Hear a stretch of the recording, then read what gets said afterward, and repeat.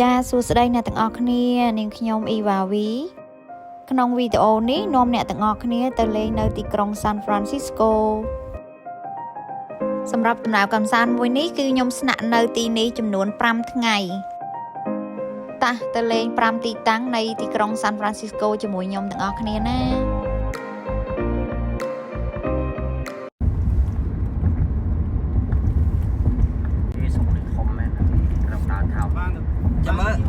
ចាំញ៉ាំអីហើយខ្ញុំចង់នាំឡើងទៅលើ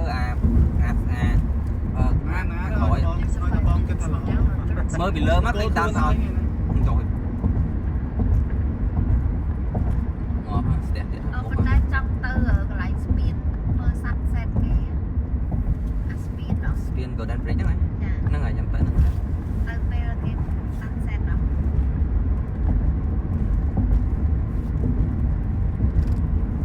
ស្មាយនៅកលីនៅខាងឡូបប៊ីចឡូបអាហ្នឹងសៅនៅខាងតែឥឡូវនេះយើងទាំងអស់គ្នាកំពុងទៅដើរលេងនៅក្នុងទីក្រុងបន្ទាប់មកគឺយើងរកកន្លែងញ៉ាំបាយថ្ងៃត្រង់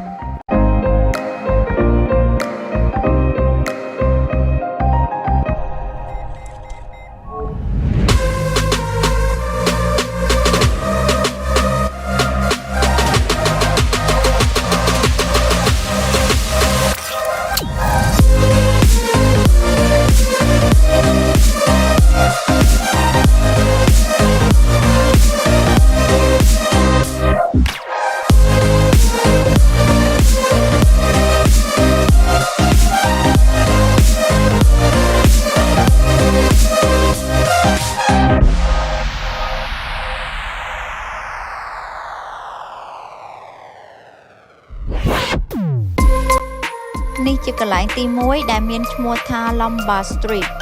កន្លែងហ្នឹងគឺជាផ្លូវមួយខ្ពស់ហើយវាមានរាងដូចបន្ទង់អញ្ចឹងណាបត់បែនប៉ុន្តែខែដែលខ្ញុំទៅហ្នឹងគឺអត់មានផ្កាដូចអញ្ចឹងទេដោយសារខែខ្ញុំទៅគឺជាខែត្រជាក់អញ្ចឹងផ្កាអីទាំងអស់ហ្នឹងគឺងាប់អស់ហើយសម្រាប់ខែ summer រដូវក្តៅអីអញ្ចឹងទើបគេអាចដាំផ្កាបានតាមធម្មតាគឺគេដាំផ្កាបែបហ្នឹងលម្អពីខាងលើរហូតដល់ខាងក្រោមហើយផ្លូវហ្នឹងគឺខ្ពស់ហើយរបៀបដូចនៅលើភ្នំអញ្ចឹងណាពេលដែលគេដាំផ្កាគឺស្អាតមែនតែនដូចរូបហ្នឹងអញ្ចឹងដល់ពេលនេះគឺជារូបភាពដែលខ្ញុំទៅផ្ទាល់នៅពេលដែលខែខ្ញុំទៅហ្នឹងគឺខែ1អញ្ចឹងខែហ្នឹងគឺត្រជាក់អញ្ចឹងផ្កាងាប់អស់ហើយ